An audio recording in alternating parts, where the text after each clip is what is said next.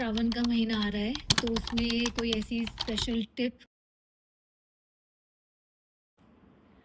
जैसे कि हम सब जानते हैं, श्रवण मास मीन्स वाटर एलिमेंट। सो पानी का हम देखते हैं, बरसात होती है और हमारा लिवर कहीं ना कहीं स्लगिश हो जाता है। हमारा जो लिवर होता है ये एक इमोशनल बॉडी होता है। और अगर आपने भगवान शिव को देखा होगा, इस टाइम पे हम व्रत करते हैं, इसका मतलब क्या होता है? इसका मतलब ये होता है कि हम हल्का खाते हैं, बिकॉज हम अपने लिवर के ऊपर एक तरीके से 1 महीने का डिटॉक्स कर रहे होते हैं।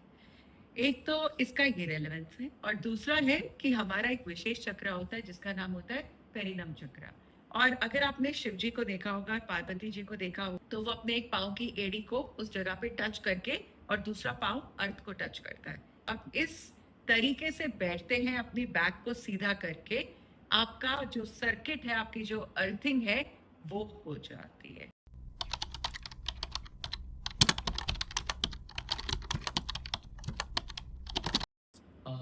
सबसे प्रथम तो ये बोलूँगा कि श्रावण का महीना बहुत बड़ा महत्व माना गया है। शिव जी का वास रहता है श्रावण में। तो श्रावण के महीना में आप रुद्राभिषेक करने से बहुत सारे फल की प्राप्ति होती है।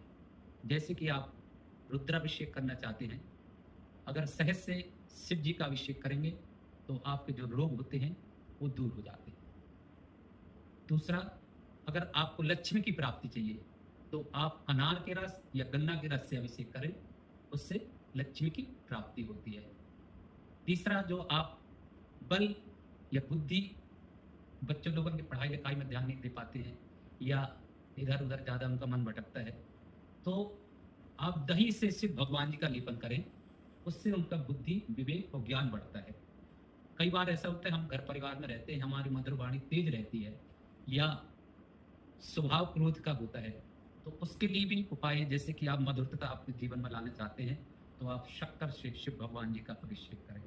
और अगर क्रोध गुस्सा आता है, आपको थोड़ी थोड़ी बातों में चिड़चिड़ापन आने लगता है, तो इस सब चीज के लिए आप घृत यानी घी से अभिषेक करें, उससे आपको शांति प्रदान मिलेगी।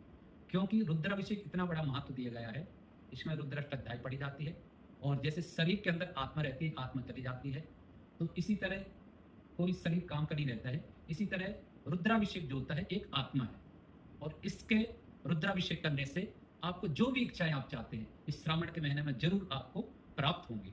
क्योंकि इस श्रावण के महीने में, या अगर आपसे नहीं आता है तो 101 बार ओम नमः शिवाय करके शिव जी को दूध से अभिषेक करें, उसमें परिवार के लिए, समृद्धि के लिए, सब कार्य के लिए आपके लिए बहुत